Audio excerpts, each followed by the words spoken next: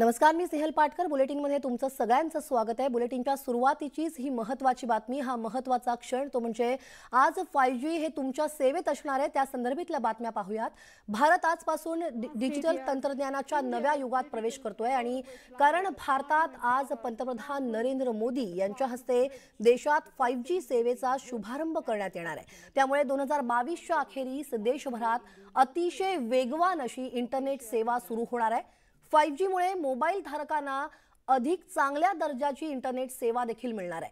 उत्तम कव्हरेज आणि जास्त डाटा आणि अत्यंत विश्वासार्ह संवाद सुविधा आता उपलब्ध होणार आहे. वाराणसी आणि अहमदाबाद मध्ये जिओच्या 5G सेवेला सुरुवात होणार आहे.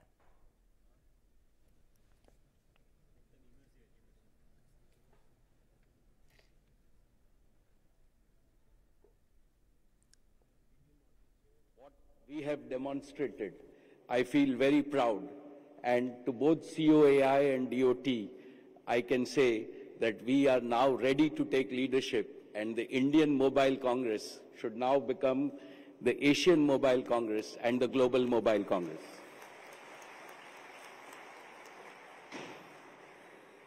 Today is also very special because it coincides with our national celebration of Azadi Ka Amrit Mahotsav. Our beloved Prime Minister, Shri Narendra Bhai Modi ji, has shared an inspiring vision of making India a developed nation by 2047. Every policy and every action of the government is skillfully crafted to propel India towards that goal. The steps taken to fast-track India's march into the 5G era provide a compelling proof of our Prime Minister's determination.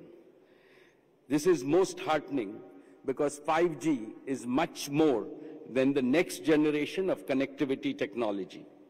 To my mind, it is a foundational technology that unlocks the full potential of other 21st century technologies.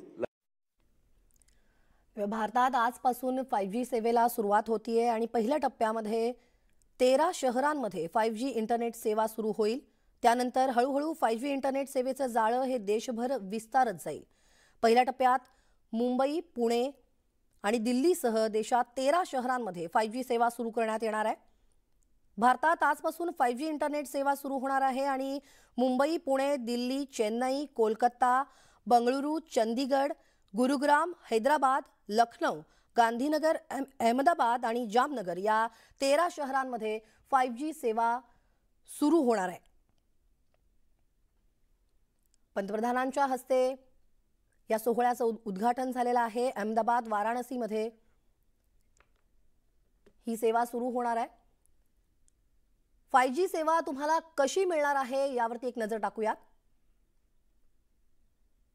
मोबाईलमध्ये 5G band असणं यासाठी गरजेचं आहे. मोबाईलमध्ये 5Gचा recharge करावा लागणार आहे. जुन्या 4G सिम मध्येही 5G चालणार आहे. 4G पेक्षा 5G रिचार्ज महाग असणार आहे. नवा 5G सिम खरेदी करण्याची गरज यामध्ये असणार नाहीये.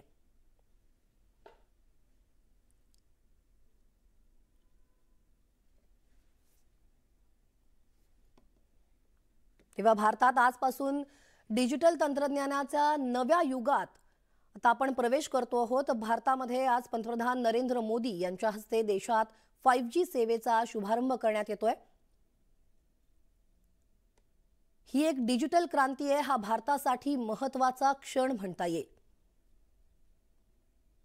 5G मुळे मोबाईल धारकांना अधिक चांगल्या दर्जाची इंटरनेट सेवा आता मिळणार आहे.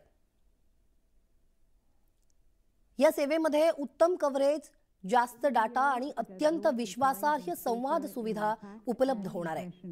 And in fact, it has truly become a representation of the digital dreams, digital ambitions of 1.4 billion people, earning a very unique place in the global and annual calendar of global conversations on technologies and the digital communications. And today, as we open IMC 2022, we all stand very excited to engage, encapsulate and experience this new digital universe, which is just about to open and ready to engage and explore. So may I request our Honorable Prime Minister to please declare India Mobile Congress 2022 open by launching a film with a click of a remote. माननीय प्रधानमंत्री जी से निवेदन है कि remote का button दबाकर IMC 2022 को launch करें.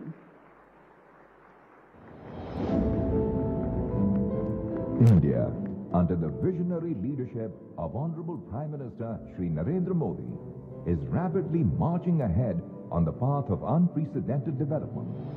Technology has contributed significantly to India's growth story. Digital India has been an enabler in transforming sectors, bringing positive change in the lives of people, providing government services to the last person, and empowering the unempowered. India's mighty IT sector is for global good. India's strength lies in developing low-cost, innovative, inclusive, and sustainable solutions that further ease of living for people. As India is taking new resolutions in this Amrit Kaal of independence, it is the beginning of a new chapter in this decade of India. Today, we herald a new era of technology, innovation, and growth, led by the vision that strives to create a difference in the lives of every citizen of the country. एक नया विश्व तैयार हो रहा है. भारत उसे आगे बढ़ाने के लिए, और मैं साफ देख रहा हूं दोस्तों, ये डेकेड मानव जात के लिए टेकेड का समय है, टेक्नोलॉजी का डेकेड है. 5G, a vision of our Honorable Prime Minister Shri Narendra Modi, is a technology mission.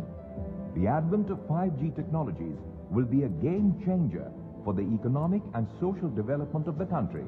This will revolutionize various building blocks of the nation, including education, agriculture, healthcare, manufacturing and logistics, and add strength to the nation's resolve of building a developed India. The India Mobile Congress, a global platform working towards the vision of creating a new digital universe, promises to be the largest congregation of the industry, intelligentsia, and the end consumer. Spread over an area of 26,000 square meters, the event will be a host to over 5,000 CXOs from various companies. There would be over 230 exhibitors, and over 100 startups would showcase their tech prowess. The multiple parallel conferences would be attended by over 196 global speakers. An estimated 70,000 visitors would attend this 4-day event, making it one of the most prolific events in its genre.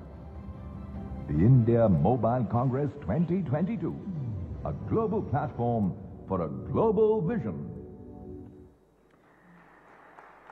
And now, ladies and gentlemen, a world of unlimited possibilities and opportunities is just about to begin.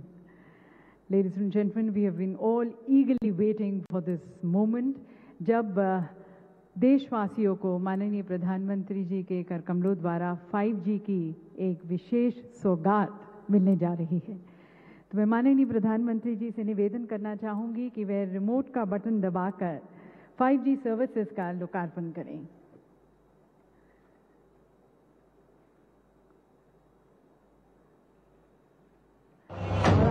सभी की तालियों के बीच में यहाँ पर स्वागत करते हैं 5G सर्विसेज का.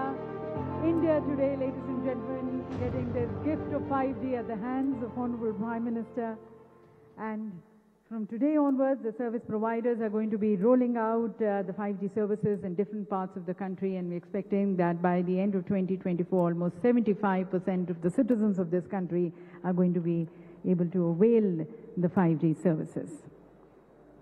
और अब माननीय प्रधानमंत्री जी के कर कमलों द्वारा 5G सर्विसेज के लोकार्पण के बाद अब देखते हैं कि किस तरह से 5G सर्विसेज के आने के बाद ज़मीनी स्तर पर काफ़ी परिवर्तन आएगा, बदलाव आएगा.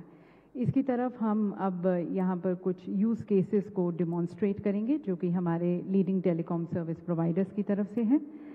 पहला जो यूज़ केस है वो रिलायंस जियो की तरफ से है. शिक्षा के क्षेत्र में पढ़ेगा भारत तभी तो बढ़ेगा भारत. और डेमो स्कूल्स के छात्रों के साथ वर्चुअली हमारे साथ अब जुड़ रहे हैं महाराष्ट्र के माननीय मुख्यमंत्री श्री एकनाथ शिंदे जी, गुजरात के माननीय मुख्यमंत्री श्री भूपेंद्र भाई पटेल जी, ओडिशा के माननीय मुख्यमंत्री श्री नवीन पटनायक जी, महाराष्ट्र के उप मुख्यमंत्री श्री देवेंद्र फडणवीस जी और समन्वय के लिए धीरूभाई अंबानी इंटरनेशनल स्कूल के शिक्षक, आप सभी का स्वागत है। और अब कॉन्टेक्स्ट सेटिंग के लिए और आगे की कार्यवाही के लिए अब हम सीधा जुड़ते हैं मुंबई से और वहाँ पर हमारे साथ एक बहुत ही लोकप्रिय और मशहूर भारतीय लेखक अमीश त्रिपाठी जी हैं। मैं उनका स्वागत करती हूँ and I hand over to him now. माननीय प्रधानमंत्री श्री नरेंद्र मोदी जी, रिलायंस के चेयरमैन श्री मुकेश अंबानी जी, मंत्रीगण, उपस्थित महानुभावों और मेरे प्यारे दोस्तों, नमस्कार। आज हमने 4 स्कूल्स को यहाँ डिजिटली कनेक्ट किया है। एक एक्सपर्ट टीचर जो मुंबई के एक स्कूल में है, बाकी के 3 स्कूल्स के साथ अपना नॉलेज शेयर कर रहे हैं। आइए एक वीडियो के जरिए हम एजुकेशन सिस्टम की ज़रूरतों को समझें। विश्व शक्ति बनने की ताकत रखने वाले भारत को अपनी नई पीढ़ी को सही तरीके से ढालना और संवारना होगा। ये बच्चे जो भविष्य में इस देश के नेता, बिजनेसमैन, साइंटिस्ट्स, डॉक्टर्स और एंटरप्रेन्योर्स बनेंगे, यही हमारे देश का आत्मनिर्भर भारत का सपना साकार करेंगे। और इस सपने को पूरा करने के लिए शिक्षा ही उनका सबसे जरूरी माध्यम है। भारत में आज 25 करोड़ से भी ज्यादा विद्यार्थी हैं, जिनमें से 10 करोड़ क्वालिटी एजुकेशन से वंचित हैं। एक अच्छी शिक्षा का स्तर तब मिल पाता है जब हमारे विद्यार्थियों के पास क्वालिटी कंटेंट, ट्रेन टीचर्स और कोलैबोरेशन का मौका हो। जियो ट्रू 5G अब इसे संभव करेगा। विश्व स्तर का एजुकेशन कंटेंट आज तक सिर्फ कुछ ही स्कूलों में उपलब्ध था, लेकिन ये कंटेंट सबसे पहले देश भर के सारे शिक्षकों को मिलना चाहिए, जो आगे जाकर इसे अपने विद्यार्थियों के साथ साझा करेंगे। इसी के साथ शिक्षकों का आपस में कोलैबोरेशन, टीचिंग कम्युनिटीज का निर्माण, एजुकेशनल कंटेंट का आदान प्रदान और साथ ही को टीचिंग मेथड का उपयोग एक बड़े स्तर पर ट्रेन टीचर्स तैयार कर सकते हैं। केवल इतना ही नहीं, अलग अलग स्कूल्स के विद्यार्थी, चाहे वो कहीं भी हो, किसी भी स्तर पर हो, एक साथ आकर अपने प्रोजेक्ट्स पर काम कर सकते हैं और अपनी कल्पनाओं को साकार होते देख सकते हैं। जियो ट्रू 5G एक ऐसा अनोखा इकोसिस्टम बनाएगा जो बच्चों के सपनों को पंख देगा और हमारे प्रधानमंत्री जी के भारत के 247 तक के डेवलप्ड इकोनॉमी बनने के विजन को भी पूरा करेगा। अब बढ़ेगा इंडिया तो बढ़ेगा इंडिया। स्क्रीन पर चल रही लाइव क्लास के माध्यम से आप देख सकते हैं कि कैसे स्कूल्स में क्वालिटी एजुकेशन की कमी को जियो ट्रू 5G पूरा कर रहा है।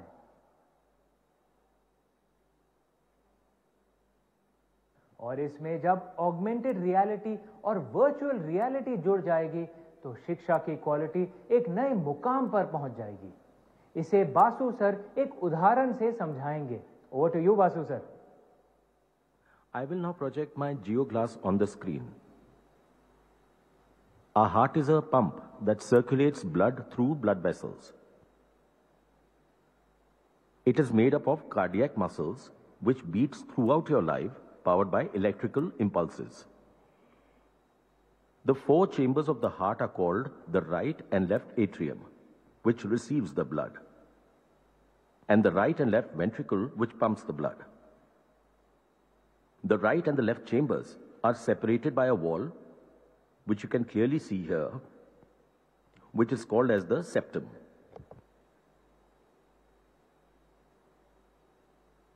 Thank you sir.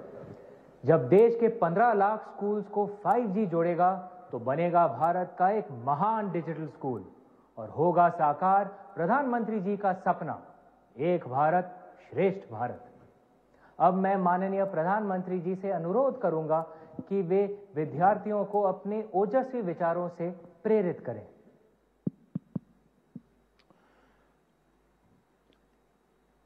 आपका नाम क्या है?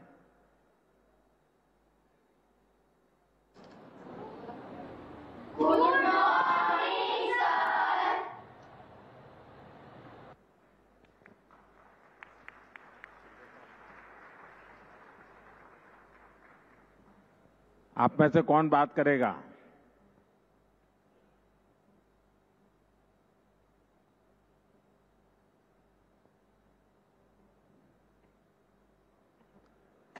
सबने हाथ ऊपर कर दिए। अच्छा बताइए, क्या नाम है बेटे आपका? नमस्ते सर, मेरा नाम जैमिनी ठाकुर है। अच्छा बताइए, ये जो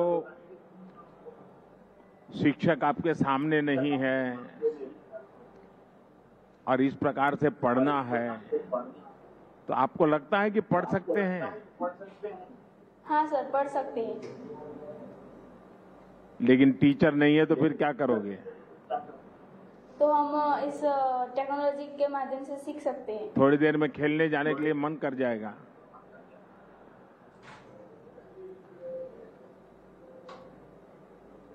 तो ये टेक्नोलॉजी वालों को बीच बीच में कहना पड़ेगा, ध्यान रखो, सामने देखो, बातें मत करो, ऐसा कहना पड़ेगा ना? हाँ। शाबाश। अच्छा, आपको कौन सा सब्जेक्ट पसंद है और आप चाहोगी कि इस प्रकार की टेक्नोलॉजी से वो सब्जेक्ट आपको पढ़ने के लिए मिल जाए?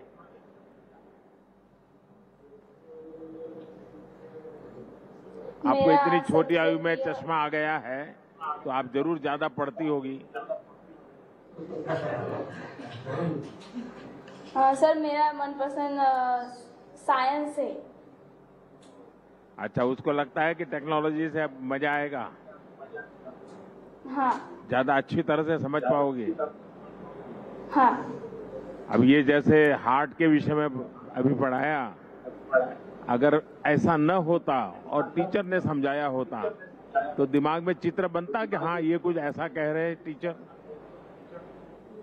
नहीं बनता। देखिए, ये फर्क है टेक्नोलॉजी का, जिसका फायदा हमारे देश के बच्चों को होने वाला है। चलिए बच्चों, बहुत बहुत शुभकामनाएं आपको। Thank you sir. बहुत बहुत धन्यवाद माननीय प्रधानमंत्री जी। और बच्चे बहुत एक्साइटेड फील कर रहे थे माननीय प्रधानमंत्री जी के साथ बात कर, और हमने देखा कि किस तरह से उनकी भी कितनी आकांक्षाएं हैं, कितने ड्रीम्स हैं। कोई साइंस में इंटरेस्टेड है और उनको भी लगता है कि टेक्नोलॉजी के आने से किस तरह से उनकी एजुकेशन और बहुत एनरिच्ड इमर्सिव एक्सपीरियंस उन्हें मिलेगा। तो इसके साथ धन्यवाद करते हैं रिलायंस जियो को, और धन्यवाद हमारे माननीय मुख्य मंत्रीगण जो हमारे साथ जुड़े थे। बच्चों को भी बहुत बहुत धन्यवाद। और बढ़ते हैं अगले यूज़ केस की तरफ। ये यूज़ केस वोडाफोन आइडिया की तरफ से है, हमारे कंस्ट्रक्शन वर्कर्स की सेफ्टी पर केंद्रित है। देवी सज्जनों, हम सभी जानते हैं कि नए भारत के निर्माण में हमारे कंस्ट्रक्शन वर्कर्स एक बहुत ही महत्वपूर्ण भूमिका निभाते आए हैं, पर साथ साथ उनकी सुरक्षा हमेशा से एक चिंता का विषय भी रहा है। और इसी को एड्रेस करते हुए, मद्देनजर रखते हुए, वोडाफोन आइडिया द्वारा डिजिटल ट्विन बनाकर दिल्ली मेट्रो की एक अंडर कंस्ट्रक्शन टनल में वर्कर्स की सेफ्टी कैसे इंश्योर की जा रही है, यह अब डेमोन्स्ट्रेट किया जाएगा। माननीय प्रधानमंत्री जी 5G द्वारा इस टनल का टूर भी कर पाएंगे और साथ साथ वर्कर्स से संवाद भी करेंगे। तो आइए सबसे पहले इसकी तरफ देखते हैं एक film.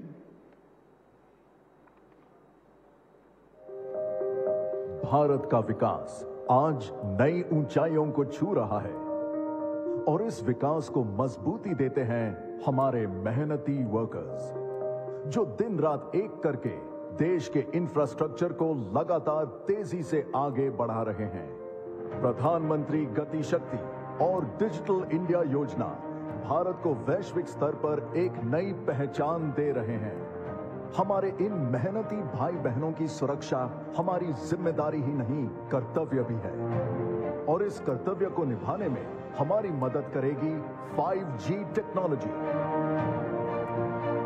Advanced 4K HD cameras, low latency, edge AI, digital twin, real time support और ऑगमेंटेड रियलिटी के साथ, जो कि पहले मुमकिन नहीं था। V5G द्वारा संचालित डिजिटल ट्विन बना है लो लेटेंसी और हाई बैंडविड्थ पर, जो आपको देता है कई कंस्ट्रक्शन साइट्स की real time 3 dimensional video feed HD quality में। इस टेक्नोलॉजी से आप कहीं से भी काम और वर्कर्स को गाइड कर सकते हैं, जिससे काम और भी तेजी से होगा, वो भी सुरक्षा से समझौता किए बिना। तो आइए मिलकर कदम बढ़ाएं, 5G से वर्कर्स को सुरक्षित बनाएं।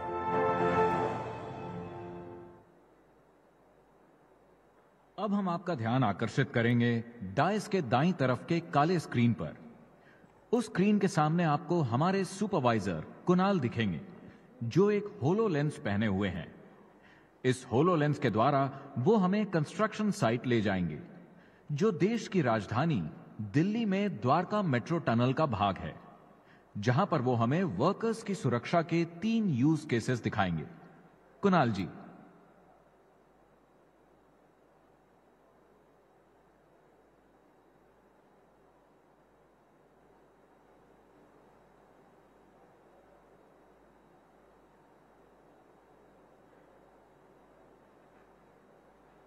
सुरक्षा के किसी भी नियम का उल्लंघन होने पर तत्काल एक अलार्म दिया जा सकता है, जैसे आप देख सकते हैं फेस मास्क के बिना काम करता हुआ श्रमिक।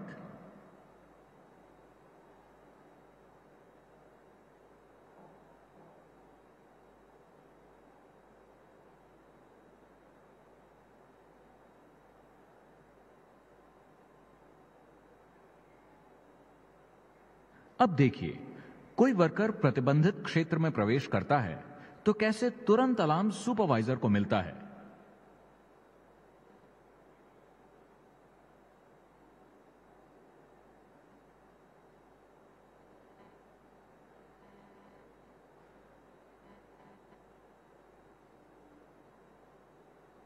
इस क्षमता से अब हम टनल के अंदर उपस्थित लोगों से वार्तालाप करेंगे। इस समय टनल के अंदर उपस्थित हैं माननीय लेफ्टिनेंट गवर्नर विनय कुमार सक्सेना जी और DMRC टनल के निर्माण में लगे कुछ कर्मचारी। आपसे विनम्र निवेदन है कि आप V5G पे इनसे बातचीत करें।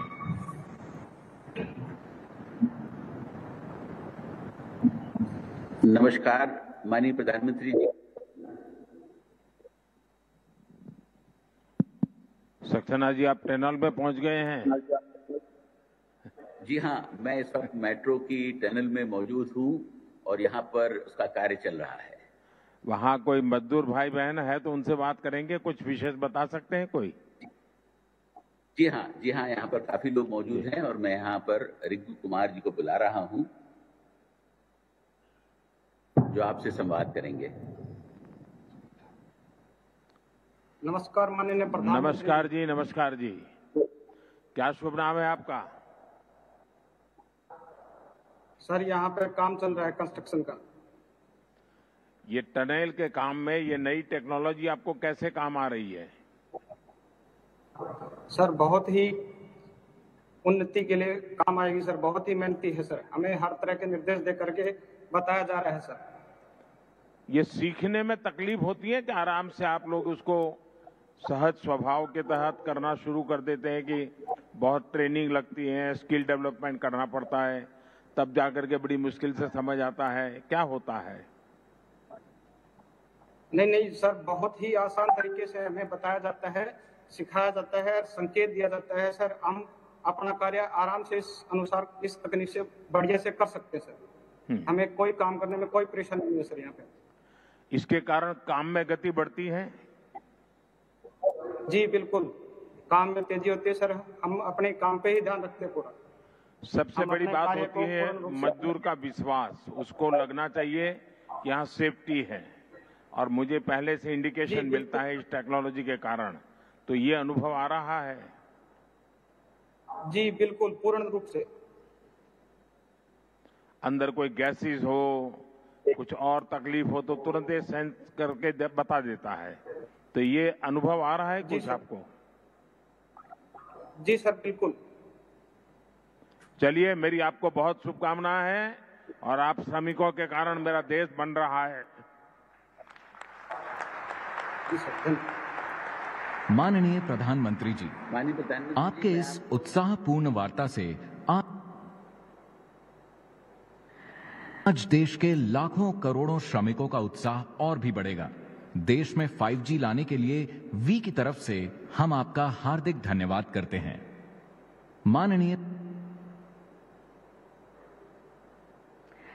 तो दिव्य सज्जनों, हमने देखा किस तरह से एक टनल में भी वहाँ से हमारे साथ वर्कर ने बात की, मजदूर ने बात की। उन्होंने कहा कि एक तेज़ी भी महसूस कर रहे हैं काम में और सेफ्टी को कॉम्प्रोमाइज़ किए बिना। तो ये 5G सर्विसेज के द्वारा पॉसिबल हो पा रहा है। इसके लिए हम विशेष धन्यवाद करते हैं वोडाफोन आइडिया को, और बहुत बहुत धन्यवाद लेफ्टिनेंट गवर्नर साहब को भी दिल्ली, उनका इस यूज़ केस के डेमोन्स्ट्रेशन में हमारे साथ जुड़ने के लिए।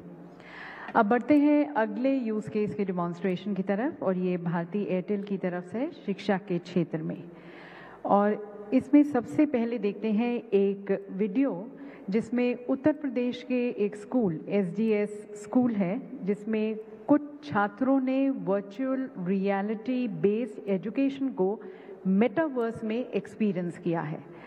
तो जानते हैं और सुनते हैं कि उनका क्या अनुभव रहा, उनका क्या एक्सपीरियंस रहा जब उन्होंने इसे देखा मेटावर्स में। आइए देखते हैं वीडियो। हमारे स्कूल की हमेशा से यही कोशिश रही है कि हम बच्चों को किताबों और करिकुलम से बढ़कर कुछ अधिक सीख दें। फिर एक दिन एयरटेल ने हमसे संपर्क किया और उन्होंने कहा कि उनके पास लर्निंग का एक नया तरीका है। At Airtel, we are now 5G ready.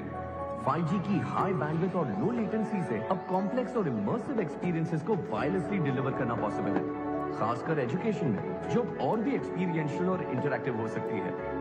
हमारी कोशिश थी कि बच्चों की इमेजिनेशन को सपोर्ट करें। Presenting India's first VR classroom powered by Airtel 5G। ऐसा वर्चुअल एनवायरनमेंट रियल टाइम में चलाने के लिए डेटा सुपर फास्ट स्पीड से ट्रांसमिट हो रहा है वायरलेसली।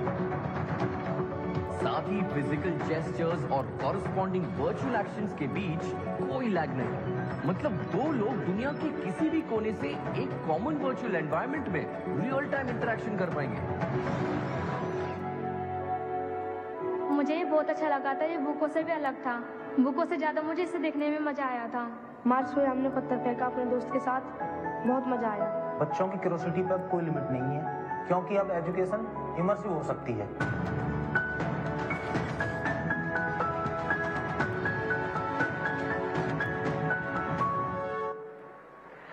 तो इमर्सिव एक्सपीरियंस, और हमने देखा कि किस तरह से बच्चे कह रहे थे कि हमें बहुत मज़ा आ रहा था, जो कुछ वो किताबों में पढ़ रहे थे उसे अब वो देख पा रहे थे, और देखने पर एक कॉम्प्रिहेंड ज़्यादा अच्छी तरह से कर पा रहे थे, अंडरस्टैंड बहुत अच्छी तरह से कर पा रहे थे। ये बदलाव आएगा शिक्षा के क्षेत्र में।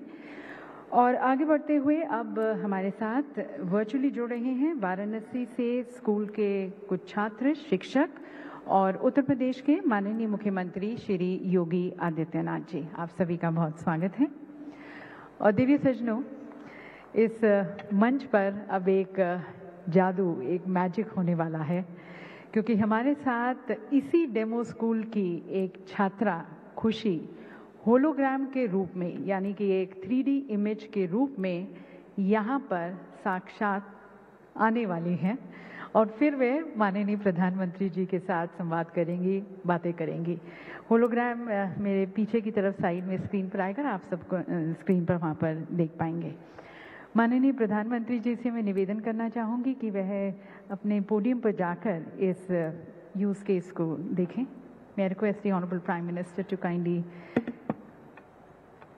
grace the podium to witness this use case.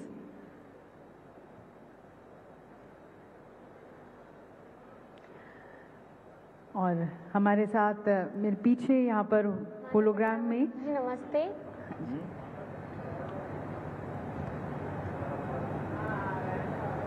आप स्क्रीन पर भी देख सकते हैं। माननीय प्रधानमंत्री जी नमस्ते। आपने क्या अनुभव किया जब सोलर सिस्टम की तरफ आप काम करना शुरू किया? तो हमने जैसे ही VR में देखा, हमें ऐसे लगा कि पूरा सोलर सिस्टम हमारे आंखों के सामने है। हमने सैटर्न के रिंग्स देखे और मंगल ग्रह पर तो हम उतर ही गए। बड़ा अच्छा अनुभव रहा। और जैसे ही हम पीछे तके तो सूर्य बिल्कुल हमारे सामने था। यह सब कुछ बिल्कुल रियल लग रहा था। इसके बाद हमने पिरामिड देखा। हमें बिल्कुल भी अनुभव नहीं था कि पिरामिड कैसा दिखता है। हमने किताबों में ही पढ़ा था, पर जैसे हमने VR के थ्रू से देखा तो हमें पता चला वो कितना बड़ा है। अच्छा, आपको ये लग रहा है कि अब जितना आपने सीखा है, कभी जिन बच्चों ने इसे देखा नहीं है और आपको बताया जाए कि आज आपको 15 मिनट दे रहे हैं, आप बाकी बच्चों को आज पढ़ाओ, आप टीचर बन जाओ, जो आपने देखा है उसको आप उस ढंग से समझा सकती हो? हाँ सर। आपको विश्वास है कि बच्चे, बाकी जो स्टूडेंट हैं, तुम्हारे कलीग्स हैं, वे इस बात को समझ लेंगे भाई ये कि इसको तो इतना सारा आता है, इतना सारा सीख लिया है? हाँ ऐसा सर। आप उनको विश्वास दिला सकती हो? हाँ सर।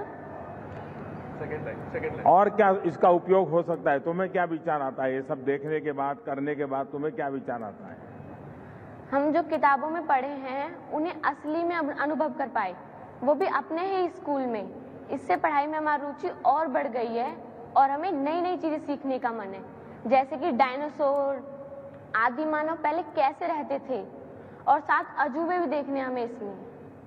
तो अब क्या करोगे? टेक्नोलॉजी में ही रुके रहोगे कि कभी खेलकूद भी करोगे? नहीं, आगे भी बढ़ेंगे। वरना क्या होता है, टेक्नोलॉजी एक ऐसा नशा है, मैं इन लोगों के विरोध में नहीं बोल रहा हूं वरना खेल कूद छूट जाएगा, मम्मी पापा से बातचीत छूट जाएगी, दोस्तों से बातचीत छूट जाएगी। नहीं सर, ऐसा तो नहीं होगा ना? No sir. क्योंकि इसमें इतनी दुनिया, जैसे रील देखते हैं ना आप लोग, फिर उसमें से बाहर ही नहीं निकलते हैं और माँ को लगता है कि ये तो 5G पर पढ़ रही होगी चलिए बेटे, बहुत बहुत शुभकामनाएं आपको। Thank you sir.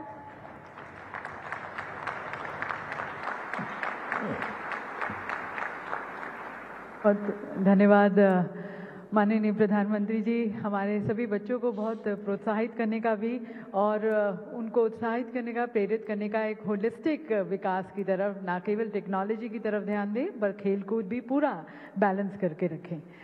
And now, ladies and gentlemen, we are all very eagerly waiting to be led and guided by the most transformative and progressive leader this nation has seen.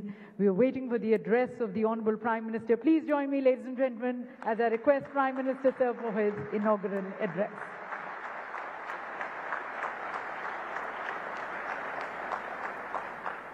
इस ऐतिहासिक अवसर पर उपस्थित मंत्रिमंडल के मेरे सहयोगीगण,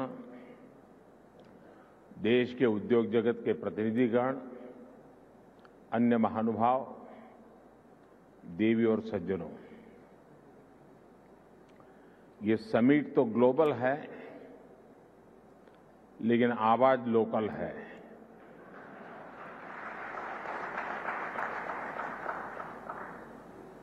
इतना ही नहीं, आगाज भी लोकल है।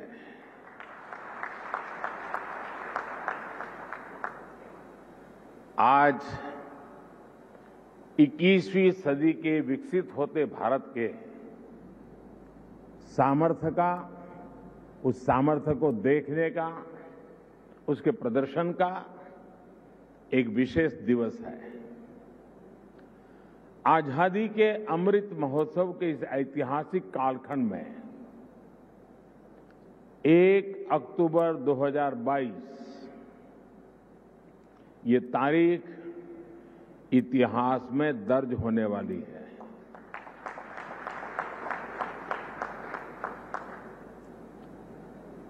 दूसरा, ये नवरात्रि का पर्व चल रहा है, शक्ति उपासना का पर्व होता है और 21वीं सदी की जो सबसे बड़ी शक्ति है, उस शक्ति को नई ऊंचाई पर ले जाने का आज भी आरंभ हो रहा है। आज देश की ओर से, देश की टेलीकॉम इंडस्ट्री की ओर से 130 करोड़ भारतवासियों को 5G के तौर पर एक शानदार उपहार मिल रहा है। 5G देश के द्वार पर नए दौर की दस्तक लेके आया है। 5G अवसरों के अनंत आकाश की शुरुआत है। मैं प्रत्येक भारतवासी को इसके लिए बहुत बहुत बधाई देता हूं। साथियों, मैं गौरव से भरे इन क्षणों के साथ ही मुझे खुशी इस बात की भी है कि 5G की शुरुआत में ग्रामीण स्कूलों के बच्चे भी हमारे साथ सहभागी हैं, गांव भी सहभागी है, मजदूर गरीब भी सहभागी है। अभी मैं यूपी के ग्रामीण स्कूल की बेटी 5G होलोग्राम टेक्नोलॉजी के जरिए रूबरू हो रहा था। जब मैं 2012 के चुनाव में होलोग्राम लेकर के चुनाव प्रचार कर रहा था तो दुनिया के लिए अजूबा था। आज वो घर घर पहुंच रहा है। मैंने महसूस किया कि नई तकनीक उनके लिए किस तरह पढ़ाई के मायने बदलते जा रही है। इसी तरह गुजरात, महाराष्ट्र, ओडिशा के गांवों के सुदूर स्कूल तक 5G के जरिए बच्चे बड़े बड़े विशेषज्ञों के साथ क्लास में नई नई चीजें सीख रहे हैं।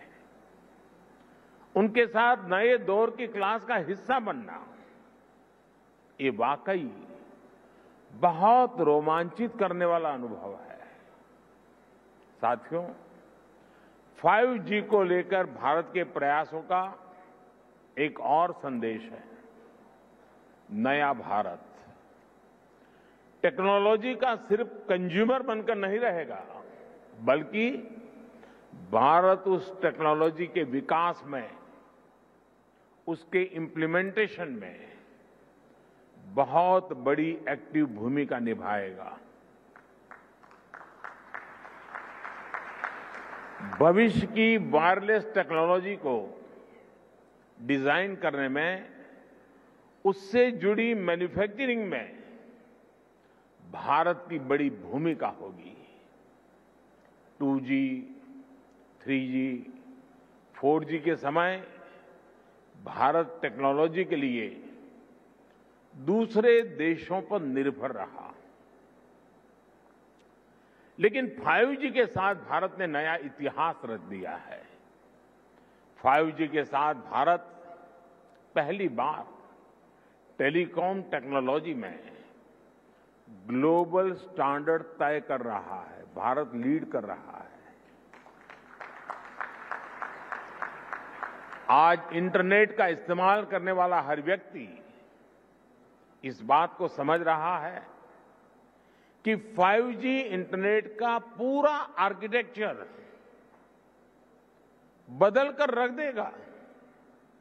इसलिए भारत के युवाओं के लिए आज 5G बहुत बड़ी अपॉर्चुनिटी लेकर आया है। मुझे खुशी है कि विकसित भारत का संकल्प लेकर आगे बढ़ रहा हमारा देश दुनिया के अन्य देशों के साथ किस तरह कदम से कदम मिलाकर चल रहा है। ये भारत की बहुत बड़ी सफलता है। डिजिटल इंडिया अभियान की बहुत बड़ी सफलता है। साथियों, जब हम डिजिटल इंडिया की बात करते हैं तो कुछ लोग समझते हैं कि ये सिर्फ सरकारी एक योजना है, लेकिन डिजिटल इंडिया सिर्फ एक नाम नहीं है। ये देश के विकास का बहुत बड़ा विजन है।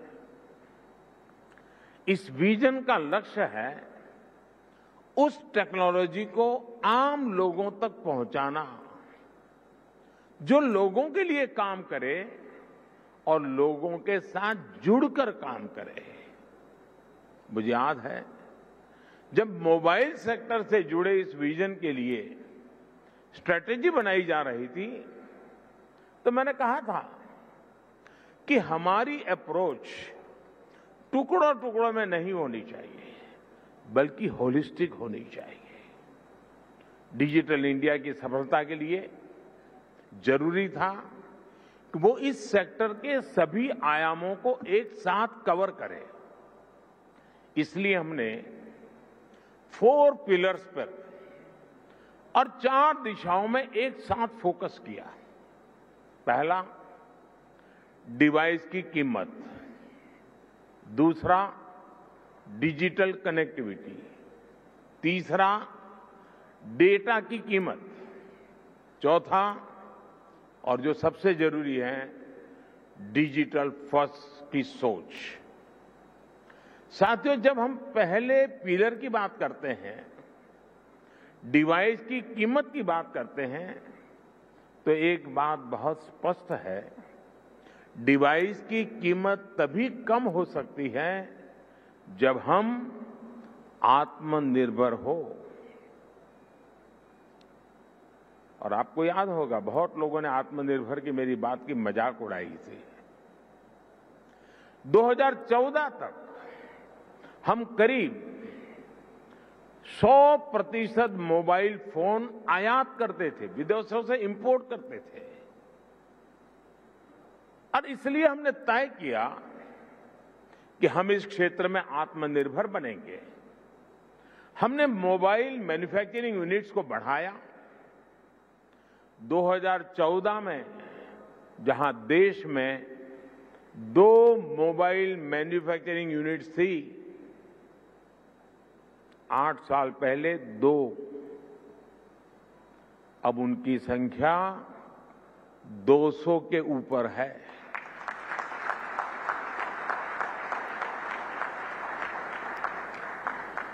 हमने भारत में मोबाइल फोन के उत्पादन को बढ़ाने के लिए इंसेंटिव दिए, प्राइवेट सेक्टर को प्रोत्साहित किया। आज इसी योजना का विस्तार आप पीएलआई स्कीम में भी देख रहे हैं। इन प्रयासों का नतीजा बहुत पॉजिटिव रहा। आज भारत मोबाइल फोन उत्पादन करने में दुनिया में नंबर 2 पर है। इतना ही नहीं, जो कल तक हम मोबाइल इंपोर्ट करते थे, आज हम मोबाइल एक्सपोर्ट कर रहे हैं, दुनिया को बेच रहे हैं। जरा सोचिए, 2014 में 0 मोबाइल फोन निर्यात करने से लेकर आज हम हजारों करोड़ के मोबाइल फोन निर्यात करने वाले देश बन गए हैं, एक्सपोर्ट करने वाले देश बन चुके हैं। स्वाभाविक है, इन सारे प्रयासों का प्रभाव डिवाइस की कीमत पर पड़ा है।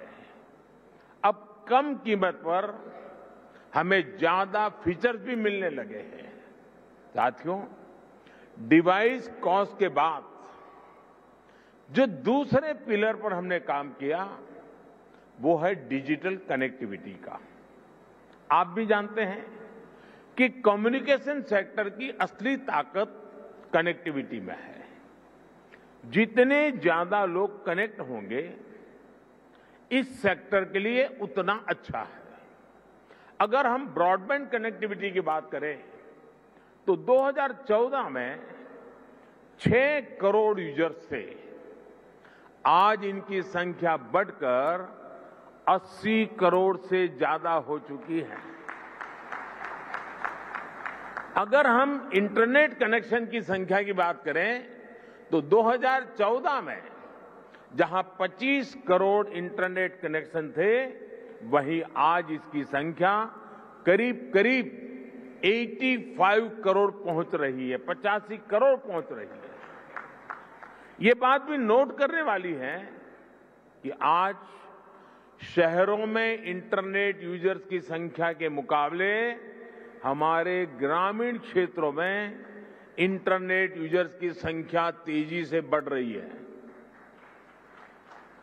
और उसकी एक खास वजह है 2014 में जहां देश में 100 से भी कम पंचायतों तक ऑप्टिकल फाइबर पहुंचा था, आज 1,70,000 से भी ज्यादा पंचायतों तक ऑप्टिकल फाइबर पहुंच चुका है। अब कहां 100 और कहां 1,70,000।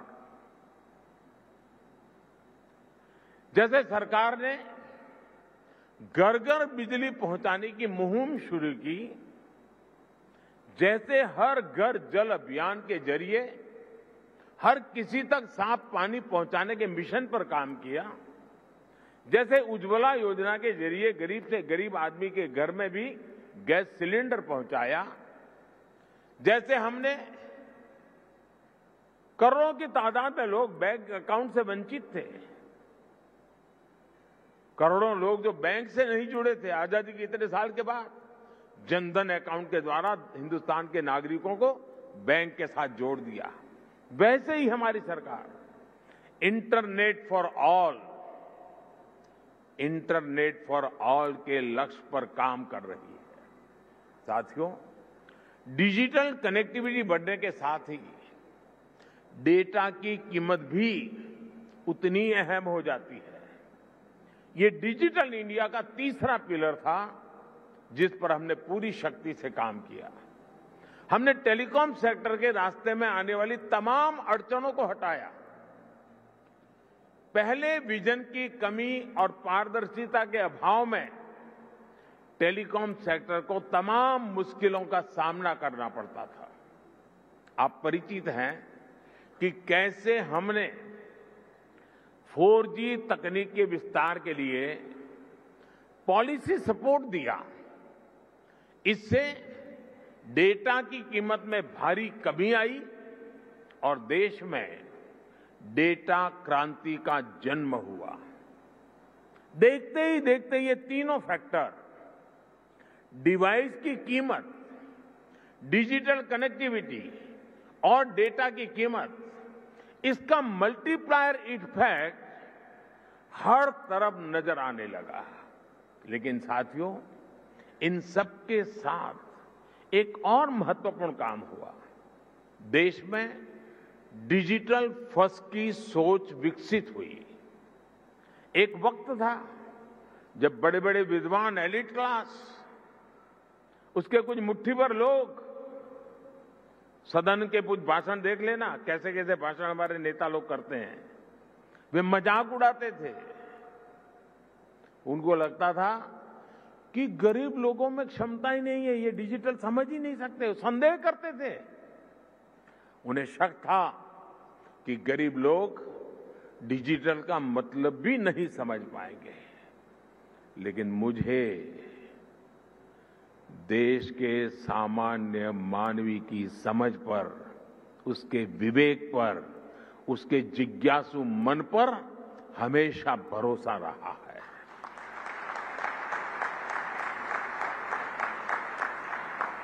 मैंने देखा है कि भारत का गरीब से गरीब व्यक्ति भी नई तकनीकों को अपनाने में आगे रहता है। और मैं एक छोटा अनुभव बताता हूं। शायद ये 2007-8 का कालखंड होगा या 9-10 का, मुझे याद नहीं है। मैं गुजरात में मुख्यमंत्री रहा, लेकिन एक क्षेत्र ऐसा था जहां मैं कभी गया नहीं था और बहुत ही ट्राइबल इलाके में, बहुत ही पिछड़ा। मैं, हमारे सरकार के अधिकारियों ने भी मुझे एक बार वहां कार्यक्रम करना ही करना है, मुझे जाना है। तो वो इलाका ऐसा था, कोई बड़ा प्रोजेक्ट की संभावना नहीं थी, फॉरेस्ट लैंड थी, कोई संभावना हो रही थी। तो आखिर में एक चिलिंग सेंटर, दूध का चिलिंग सेंटर, वो भी 25 लाख रुपए का। मैंने कहा भले वो 25 लाख का होगा, 25,000 का होगा, मैं खुद उद्घाटन करूंगा। अब लोगों को लगता है ना, चीफ मिनिस्टर को इससे नीचे तो करना नहीं चाहिए, लेकिन मुझे ऐसा कुछ होता नहीं है। तो मैं उस गांव में गया अच्छा, वहां हम एक पब्लिक मीटिंग करने के लिए भी जगह नहीं थी, तो वहां से 4 किलोमीटर दूर एक स्कूल का छोटा सा मैदान था, वहां पब्लिक मीटिंग ऑर्गेनाइज की। लेकिन जब वो चिलिंग सेंटर पे गया मैं, तो आदिवासी माताएं बहनें दूध भरने के लिए कतार में खड़ी थी।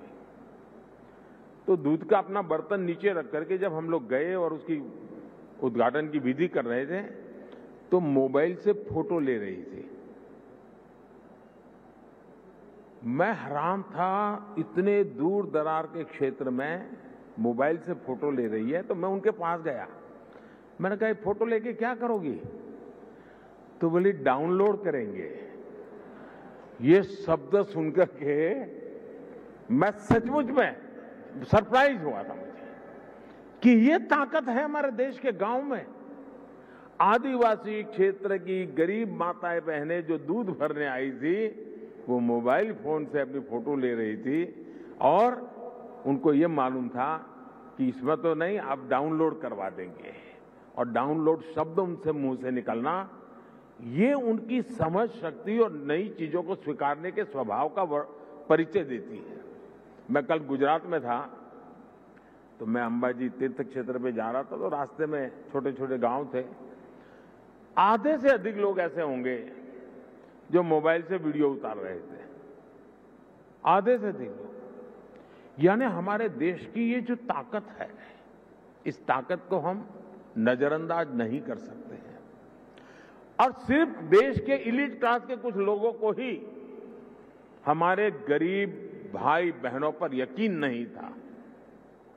आखिरकार हम डिजिटल फर्स्ट के अप्रोच के साथ आगे बढ़ने में कामयाब हुए। सरकार ने खुद आगे बढ़कर डिजिटल पेमेंट्स का रास्ता आसान बनाया।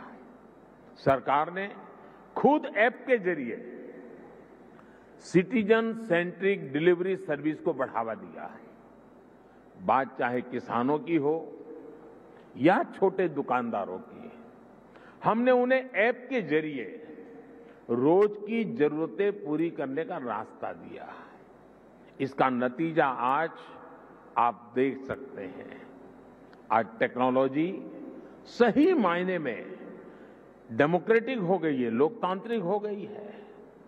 आपने भी देखा है कि डिजिटल फर्स्ट की हमारी अप्रोच ने कोरोना वैश्विक महामारी के इस दौर में देश के लोगों की कितनी मदद की।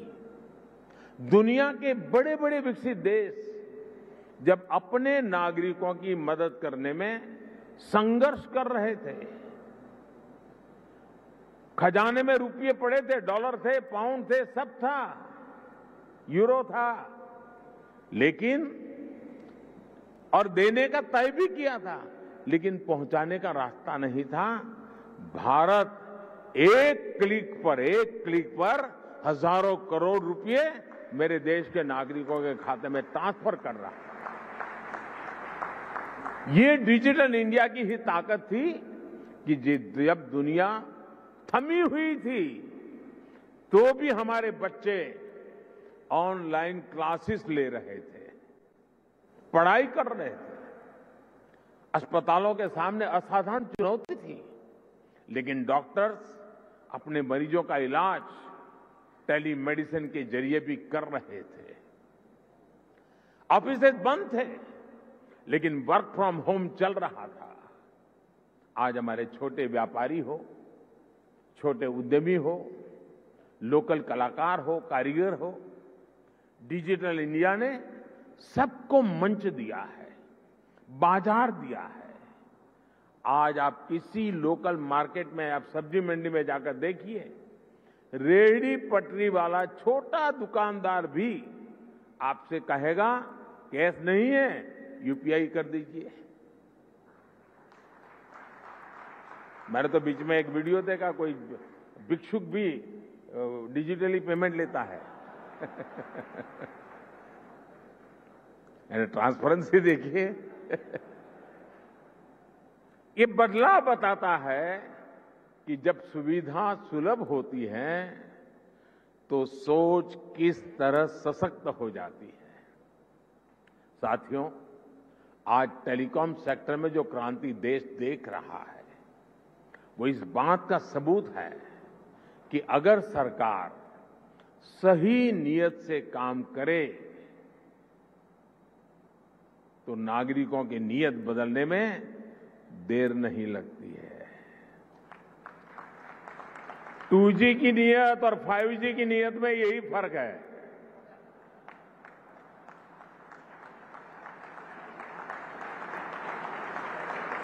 देर आए दुरुस्त आए।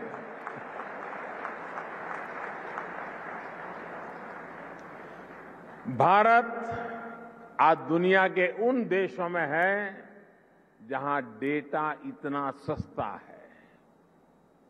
पहले 1 GB डेटा की कीमत जहां 300 रुपये के करीब होती थी, वहीं आज 1 GB डेटा का खर्च केवल 10 रुपये तक आ गया है। आज भारत में महीने भर में एक व्यक्ति मोबाइल पर करीब एवरेज 14 GB डेटा इस्तेमाल कर रहा है। 2014 में इस 14 GB डेटा की कीमत होती थी करीब 4,200 रुपये प्रति महीना, 4,200 रुपया। आज इतना ही डेटा 125 रुपये या ज्यादा से ज्यादा 150 रुपये, 125 या 150 रुपये में मिल जाता है। यानी आज गरीब के, मध्यम वर्ग के मोबाइल डेटा के करीब 4,000 रुपये हर महीने बच रहा है उसके जेब में।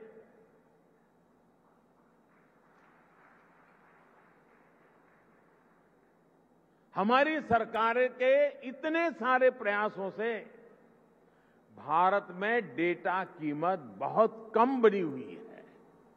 ये बात अलग है, 4,000 रुपया बचना कोई छोटी बात नहीं है हर महीना। लेकिन जब मैं बता रहा हूं तब आपको ध्यान में आया, क्योंकि हमने इसका हो हल्ला नहीं किया, विज्ञापन नहीं दिए, झूठे बड़े गपगोले नहीं चलाए। हमने फोकस किया कि देश के लोगों की सहूलियत बढ़े, ईज ऑफ लिविंग बढ़े। साथियों, अक्सर ये कहा जाता है कि भारत पहली 3 औद्योगिक क्रांतियों का लाभ नहीं उठा पाया, लेकिन मेरा विश्वास है कि भारत न सिर्फ चौथी औद्योगिक क्रांति का पूरा लाभ उठाएगा, बल्कि उसका नेतृत्व भी करेगा। और विद्वान लोग तो कहने लगे हैं कि ये भारत का दशक नहीं, ये भारत की शताब्दी है। ये डेकेड नहीं, सेंचुरी है। भारत ने किस तरह 4G आने के बाद टेक्नोलॉजी की दुनिया में ऊंचाई छलांग लगाई है, इसके हम सभी साक्षी हैं। भारत के नागरिकों को जब टेक्नोलॉजी के समान अवसर मिल जाते हैं तो दुनिया में उन्हें कोई पछाड़ नहीं सकता। इसलिए आज जब भारत में 5G का लॉन्च हो रहा है तो मैं बहुत विश्वास से भरा हुआ हूं दोस्तों। मैं दूर का देख पा रहा हूं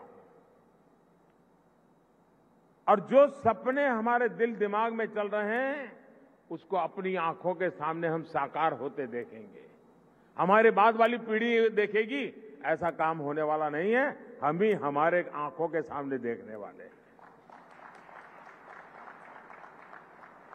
ये एक सुखद संयोग है कि कुछ सप्ताह पहले ही भारत विश्व की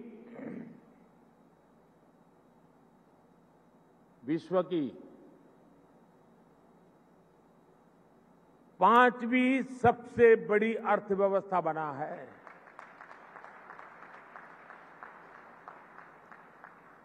और इसलिए ये अवसर है हमारे युवाओं के लिए जो 5G टेक्नोलॉजी की मदद से दुनिया भर का ध्यान खींचने वाले इनोवेशंस कर सकते हैं। ये अवसर है हमारे एंटरप्रेन्योर्स के लिए जो 5G टेक्नोलॉजी का इस्तेमाल करते हुए अपना विस्तार कर सकते हैं। ये अवसर है भारत के सामान्य मानवी के लिए जो इस टेक्नोलॉजी का इस्तेमाल करते हुए अपनी स्किल्स को सुधार सकता है, अपस्किल्स कर सकता है, रीस्किल्स कर सकता है, अपने आइडियाज को सच्चाई में बदल सकता है। साथियों, आज का ये ऐतिहासिक अवसर एक राष्ट्र के तौर पर, भारत के एक नागरिक के तौर पर हमारे लिए नई प्रेरणा लेकर आया है।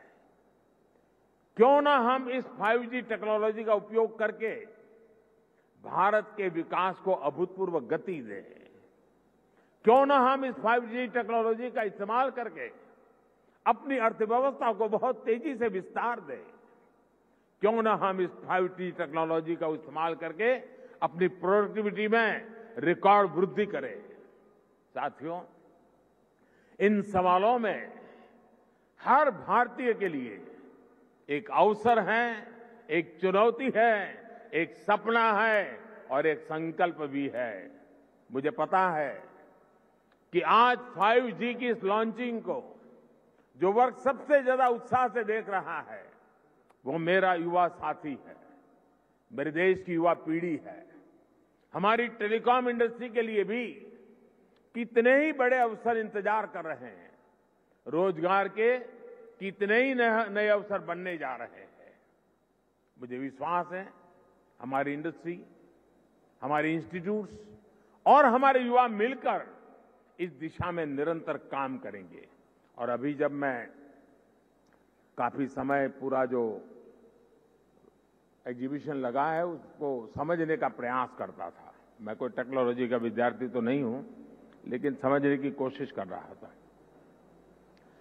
ये देख करके मुझे लगा है कि मैं सरकार में तो सूचना करने वाला हूं कि हमारी सरकार के सभी विभाग, उसके सारे अधिकारी जरा देखें कहां कहां इसका उपयोग हो सकता है, ताकि सरकार की नीतियों में भी इसका असर नजर आना चाहिए।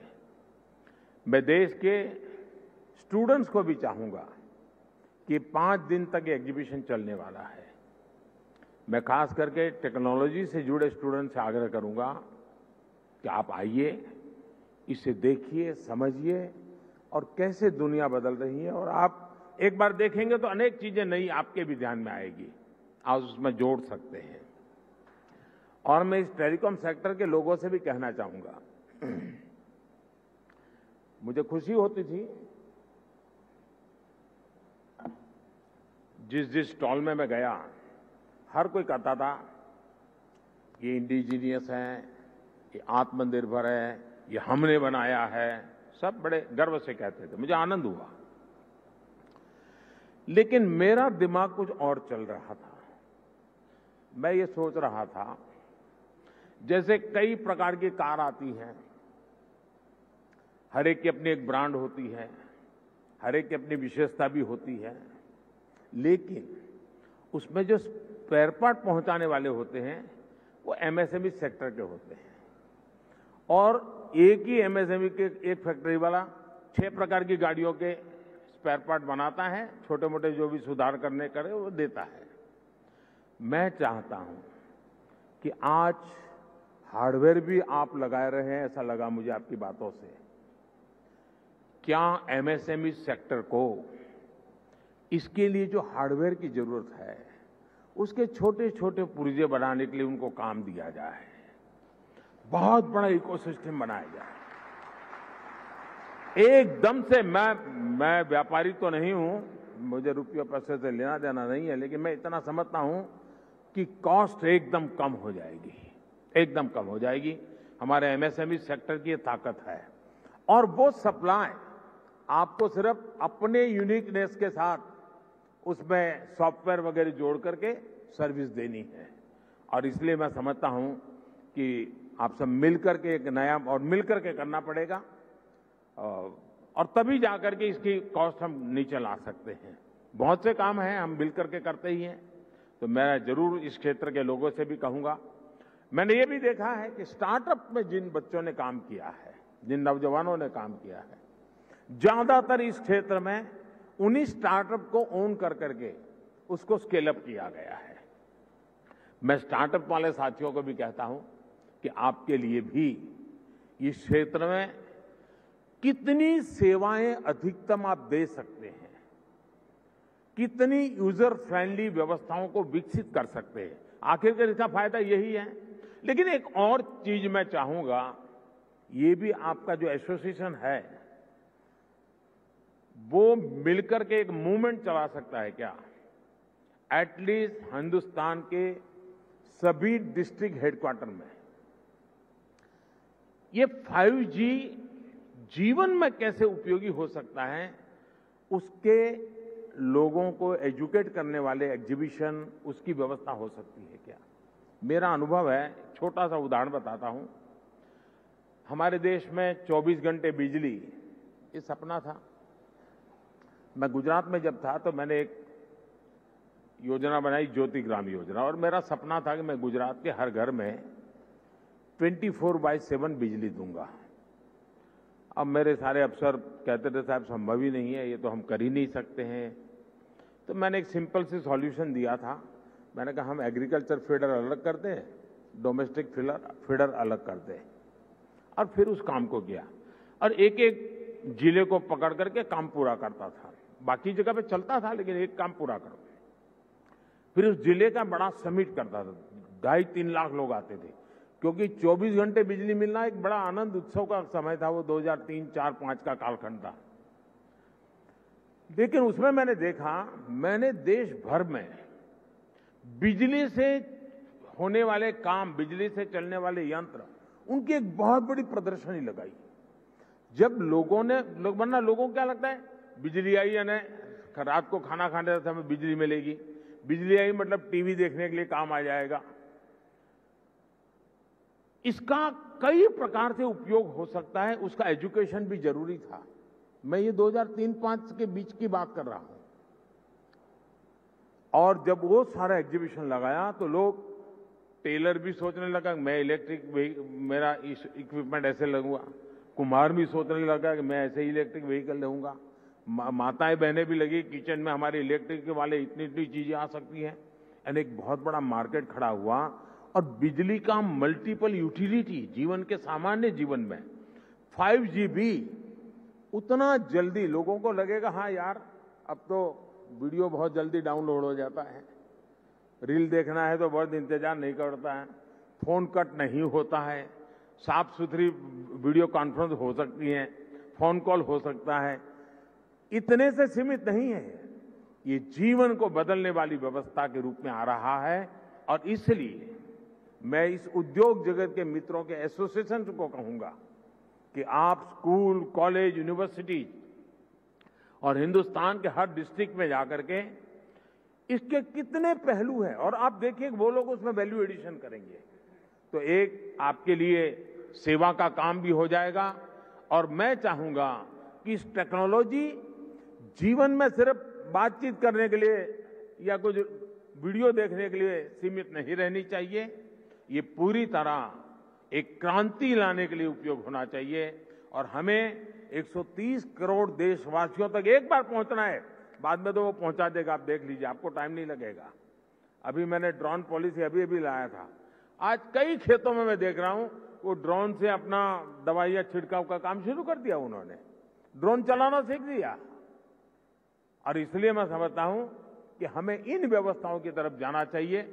और साथियों, आने वाले समय में देश निरंतर ऐसी टेक्नोलॉजीज का नेतृत्व करेगा जो भारत में जन्मेगी, जो भारत को ग्लोबल लीडर बनाएगी। इसी विश्वास के साथ आप सभी को मेरी बहुत बहुत शुभकामनाएं। एक बार फिर सभी देशवासियों को शक्ति उपासना के पावन पर्व पर शक्ति का एक बहुत बड़ा माध्यम 5G लॉन्च होने के लिए बहुत बहुत बधाई देता हूं। बहुत बहुत धन्यवाद। बहुत बहुत धन्यवाद माननीय प्रधानमंत्री जी। आपके संदेश आपके विचारों ने हमेशा से सभी में एक नई ऊर्जा दी है, सपने देखने की, सपनों को साकार करने की एक हिम्मत दी है, कुछ कर गुजरने की एक हौसला दिया है, नामुमकिन को मुमकिन करने की एक जिद दी है, गति दी है. Thank you honourable prime minister sir for एक. आणि जिओच्या 5G सेवेचं उद्घाटन जे आहे ते पंतप्रधानांच्या हस्ते झालेलं आहे. आज 5G सेवा जी आहे ती दिवाळीपर्यंत सगळ्यांकडे कार्यान्वित झालेली असेल. एक तंत्रज्ञानातलं जिओचं पुढलं महत्त्वाचं पाऊल. यानंतर इथे वेळ झाली का ब्रेकची. ब्रेक घेऊयात. पहा फक्त न्यूज 18 लोकल.